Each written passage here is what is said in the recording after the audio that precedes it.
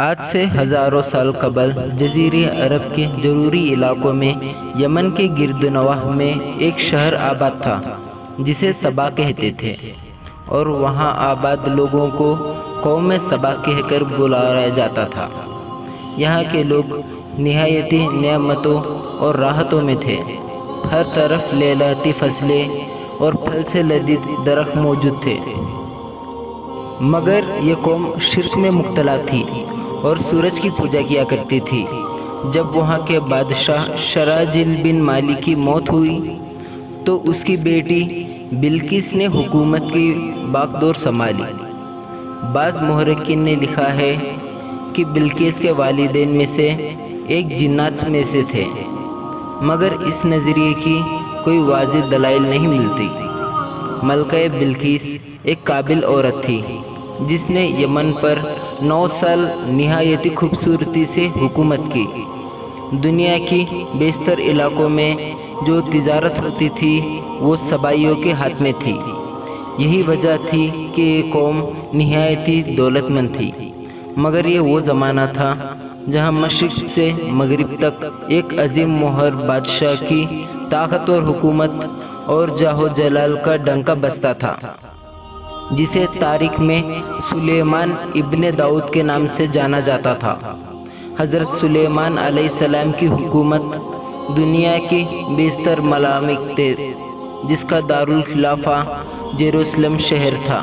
آپ کو ہوا، جنات، چرند اور پرند اور جانوروں پر حکمرانی ادا کی گئی تھی۔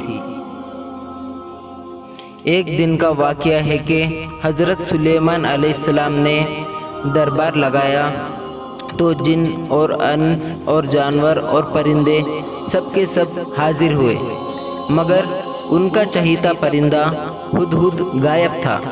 آپ نے پوچھا، ہدہد کہاں ہے؟ جب وہ نظر نہ آیا تو سلیمان علیہ السلام نے فرمایا، اگر وہ اپنی غیر حاضری کی کوئی مناسب وجہ پیش نہ کر سکا تو اسے ذبح کر دیا جائے گا۔ اور ابھی یہ گفتگو ہو رہی تھی کہ ہدہد حاضر ہو گیا۔ پوچھا گیا، تم کہاں تھے؟ ہدہد نے بڑے احترام سے جواب دیا، اے اللہ کے پیغمبر، میں اڑتے اڑتے ایک ایسے ملک پہنچ گیا جہاں لوگ شرک میں مبتلا دیکھے۔ وہ آگ اور سورج کی پوجا کرتے ہیں۔ ان کی ایک رانی ہے جسے وہ بلقیس کے نام سے پکارتے ہیں۔ وہ ایک بہت بڑے تخت پر بیٹھ کر حکومت کرتی ہے۔ اس کے تخت میں قیمتی ہیرے، جواہرات، لال زمور جڑے ہوئے ہیں، اور اس کے پاس تمام شاہی سامان آرائش و نمائش کے موجود ہیں۔ حضرت سلیمان علیہ السلام نے کہا، اگر تمہاری بات سچ ہے تو میرا خط اس ملکہ تک پہنچاؤ تاکہ وہ شرک سے باز آ جائے، اور خط پہنچانے کے بعد وہاں بیٹھ کر سنو کہ وہ کیا رد عمل اختیار کرتی ہے، اور پھر آ کر مجھے خبر دینا۔ حضرت سلیمان علیہ السلام نے خط روانہ کیا، جو کچھ یوں تھا، شروع اللہ کے نام سے جو بڑا مہربان اور رحم فرمانے والا ہے۔ یہ عزت والا خط سلیمان ابن داؤد کی جانب سے ملکہ سبا بلقیس کی طرف ہے۔ جو ہدایت کی پیروی کرے اس کے لیے سلامتی ہے۔ مجھ پر غلبہ کی خواہش نہ کریں، میرے مقابلے میں سرکشی اختیار نہ کرو، بلکہ فرما بردار اور مطیع ہو کر میرے پاس آ جاؤ۔ یہ خط دراصل ملکہ سبا اور اس کی قوم کی طرف دعوت اسلام تھی۔ ہدہد نے یہ خط لے جا کر ملکہ بلقیس کے گود میں گرا دیا۔ ملکہ کے دربار میں اس وقت 300 کے قریب سردار بیٹھے تھے۔ انہوں نے جب یہ خط پڑھا تو طیش میں آ گئے اور کہا کہ یہ ہماری توہین ہے، ہمیں اس کا سخت جواب دینا چاہیے۔ مگر ملکہ بہت سمجھدار تھی، اس نے انہیں سمجھایا کہ خط سے پتہ چل رہا ہے کہ کوئی عام شخص نہیں ہے، خدا کا کوئی پیغمبر ہے، لہٰذا ہمیں حکمت سے کام لینا چاہیے۔ اس نے کہا کہ میں حضرت سلیمان علیہ السلام کی طرف ایک تحفہ بھیجتی ہوں، اگر انہوں نے اس تحفے کو قبول کر لیا تو بادشاہ ہے، میں اس سے جنگ کروں گی، لیکن اگر انہوں نے تحفہ قبول نہ کیا تو میں اس کی پیروی کروں گی، کیونکہ وہ نبی ہے۔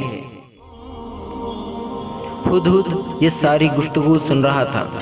اس نے آ کر حضرت سلیمان علیہ السلام کو ساری بات بتا دی۔ حضرت سلیمان علیہ السلام نے جنات کو حکم دیا کہ شہر میں داخل ہونے والے راستے پر سونے چاندی کی اینٹوں کا فرش بچھایا جائے۔ راستے کے دونوں جانب سونوں کی عجیب و خلقت جانور کھڑی کر دیا جائے۔ مزرا اور امال سلطنت کے تمام کرسیوں کو سونے کا کر دیا جائے۔ دربار کو ہیرے جواہرات سے مزین کیا جائے۔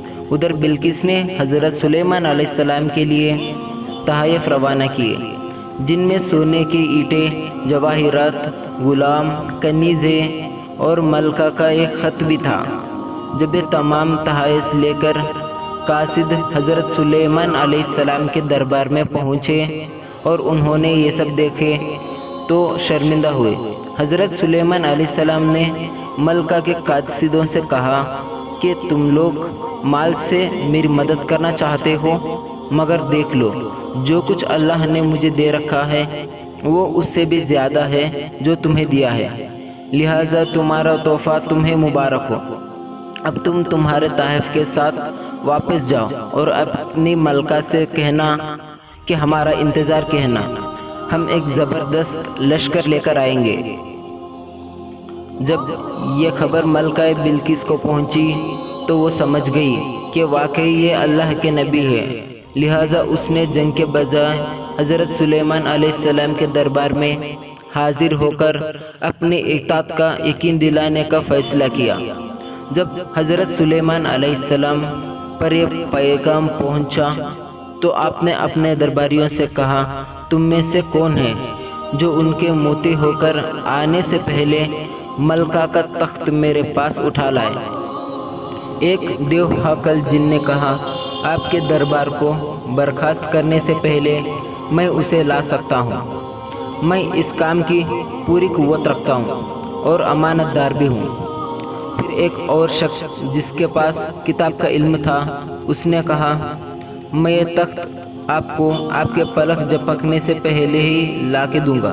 پھر حضرت سلیمان علیہ السلام نے اس تخت کو اپنے پاس رکھا ہوا دیکھا تو پکار اٹھے، یہ میرے پروردگار کا فضل ہے تاکہ وہ مجھے آزمائے کہ میں شکر کرتا ہوں یا ناشکری، اور جو شکر کرتا ہے تو اس کا شکر اس کے اپنے ہی لیے مفید ہے، اور اگر کوئی ناشکری کرے تو میرا پروردگار بے نیاز ہے اور اپنی ذات میں بزرگ برتر ہے۔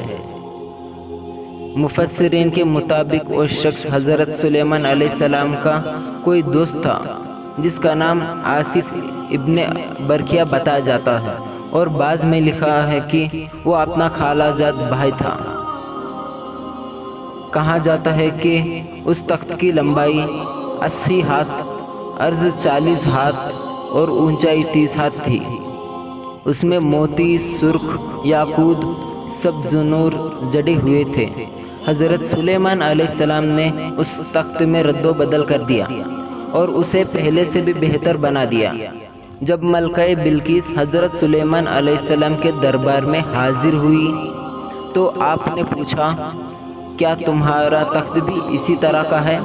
اس نے کہا، یہ تو گویا ہو بہو وہی ہے، اور ہمیں تو پہلے ہی معلوم ہو گیا تھا اور ہم فرما بردار ہو چکے ہیں۔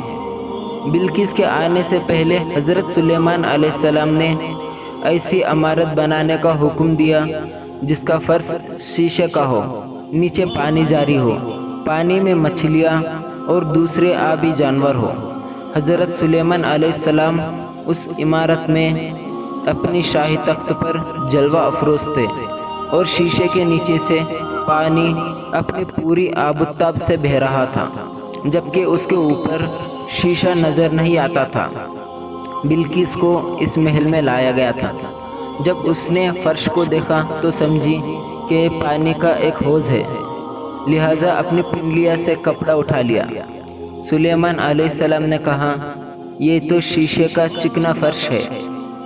تب وہ شرمندہ ہوئی اور بول اٹھی، اے میرے پروردگار، میں سورج کی پوجا کر کے اپنے آپ پر ظلم کرتی رہی ہوں، اور اب میں نے سلیمان کے ساتھ اللہ رب العالمین کی اطاعت قبول کر لی۔ لہٰذا بلقیس پر یہ ظاہر ہو گیا کہ جس طرح وہ شیشے کے صحن کو پانی کے لہریں مارنے والا گہرا حوض سمجھ بیٹھی، اسی طرح اس نے اور اس کے قوم نے سورج کی چمک اور دمک دیکھ کر اسے معبود اور خدا سمجھ بیٹھے۔ اسے اپنے فاحش غلطی پر نہایتی شرمندگی ہوئی۔ بعض مورخین نے لکھا کہ اس واقعے کے بعد ملکہ سبا مسلمان ہو گئی اور حضرت سلیمان علیہ السلام کے نکاح میں آ گئی، جبکہ بعض نے لکھا کہ آپ نے بلقیس کو یمن واپس بھیج دیا اور اس کے لیے وہاں 3 بڑے محل تعمیر کروائے۔